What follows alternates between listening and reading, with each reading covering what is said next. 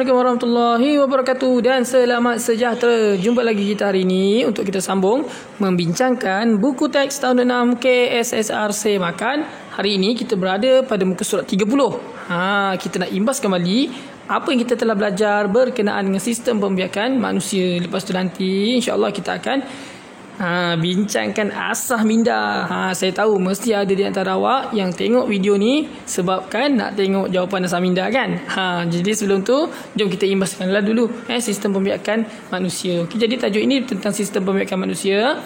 Sistem pembiakan lelaki terdiri daripada organ yang berikut. Organ dan fungsinya: testis adalah tempat sperma dihasilkan, yang telur tu kan. Dan zakar adalah menyalurkan sperma ke dalam organ pembiakan perempuan. Jadi zakar tu yang depan yang panjang tu adalah untuk menyalurkan.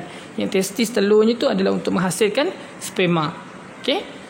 Itu saja untuk lelaki. Ingat dua tu saja. Dan untuk wanita yang kedua, sistem pembiakan perempuan terdiri daripada organ seperti yang berikut.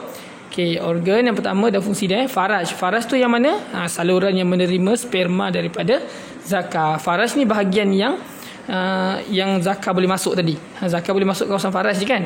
Okey, kemudian uterus yang selepas faraj tu, dia ada ruang kecil tu, kemudian faraj kan. Kemudian uterus kan daripada faraj tu.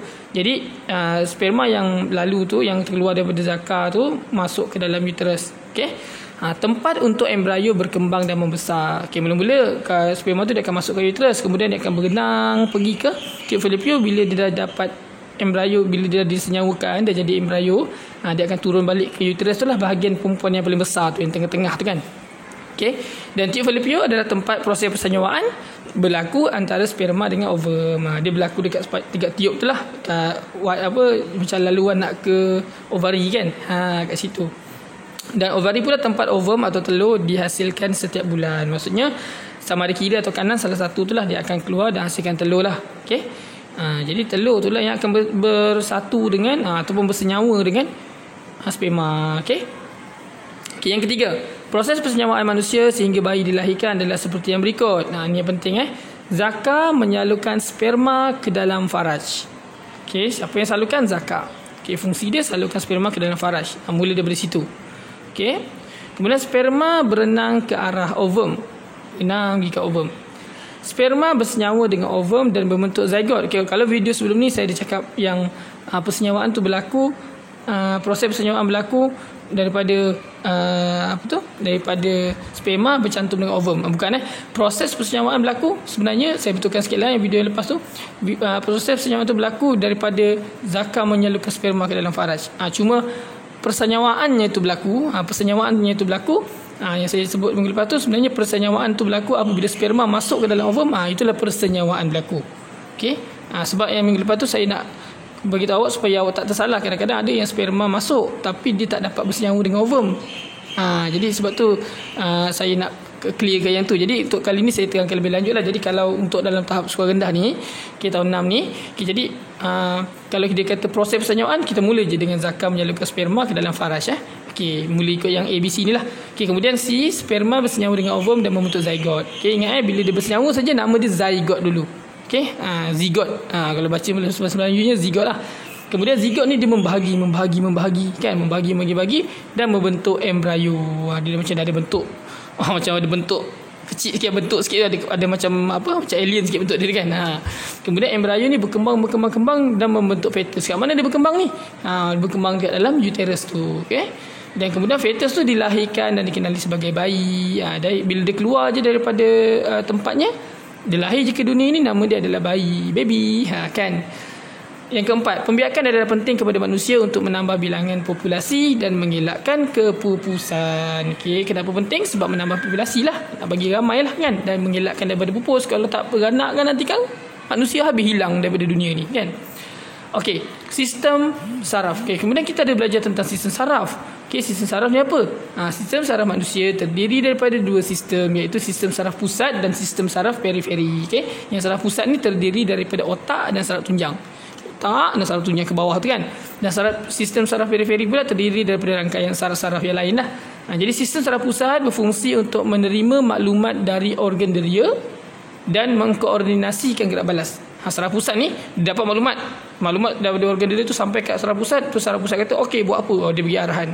Jadi tugas dia adalah menerima maklumat dari organ dia dan mengkoordinasikan gerak balas. Koordinasi gerak balas tu maksudnya dia beritahulah arahan dia nak buat apa. Okey.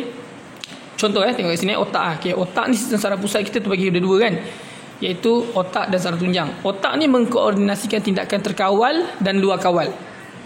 Maksudnya tindakan yang kita belajar sebelum ni, tindakan yang kita memang tahu, angkat tangan, pegang cawan tu terkawal. Kalau luar kawal macam mana? Macam apa tu? Yang macam kita bersin ke apa kan, lebih kurang saya tak ingat lah gitu. Okey, maksudnya otak di yang penting dia sampai ke otak, dan senang kata tindakan luar kawal ni masih menggunakan otak. Okey, jangan sampai terkeliru Yang saraf tunjang pula membawa maklumat dari seluruh tubuh ke otak, dan dari otak ke seluruh tubuh serta mengawal tindakan refleks. Okey, kalau tindakan refleks tu yang dikawalnya oleh saraf tunjang. Okey. Jadi 3 sistem saraf periferi pula.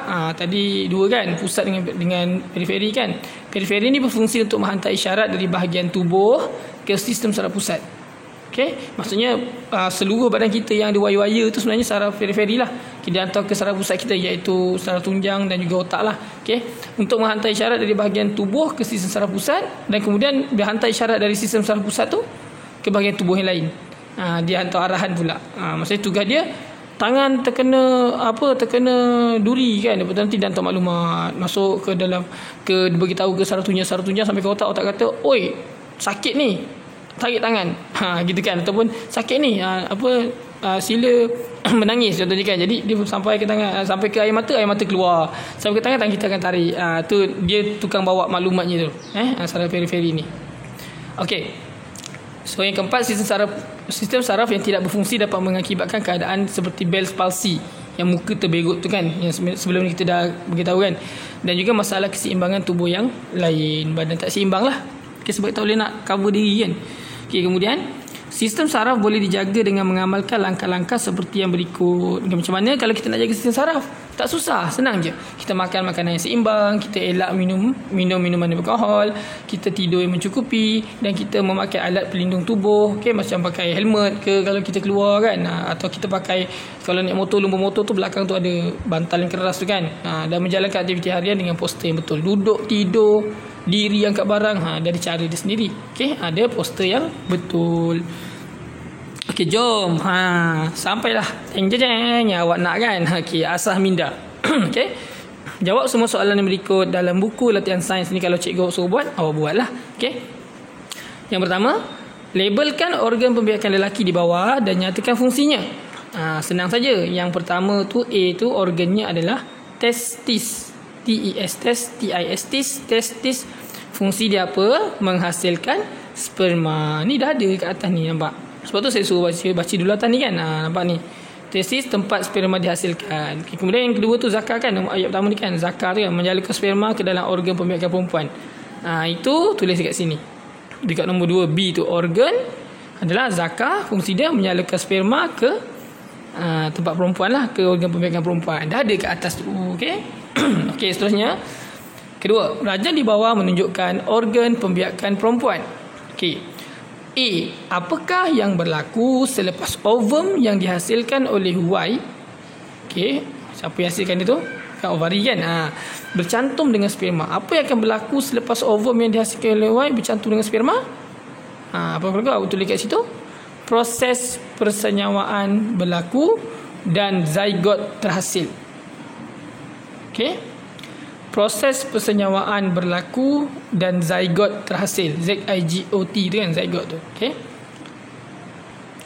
Kemudian ditanya, apakah yang berlaku di X?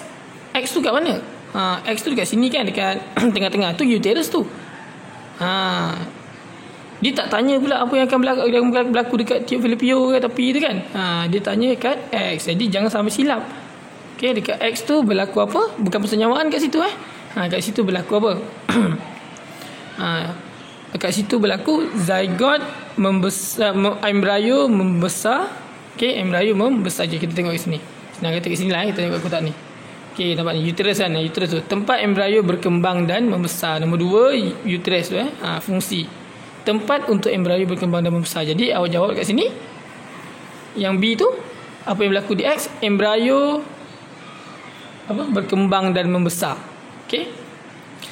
Yang C, disebabkan masalah kesihatan, seorang wanita terpaksa membuang kedua-dua bahagian Y pada dirinya. Adakah dia berpeluang untuk melahirkan anak? Jelaskan jawapan kamu. Boleh tak agaknya dia nak lahirkan anak? Ini bergantung pada keadaan ke? Kita tengok. Sekarang ni dia punya telur, dia punya Y dah tak ada. Bila Y dah tak ada telur perempuan. Bila telur perempuan dah tak ada, macam mana dia nak melahirkan anak? Macam mana kalau sperma masuk pun, macam mana sperma nak cari telur? Tak ada telur, kan? Jadi adakah dia berpeluang? Tidak.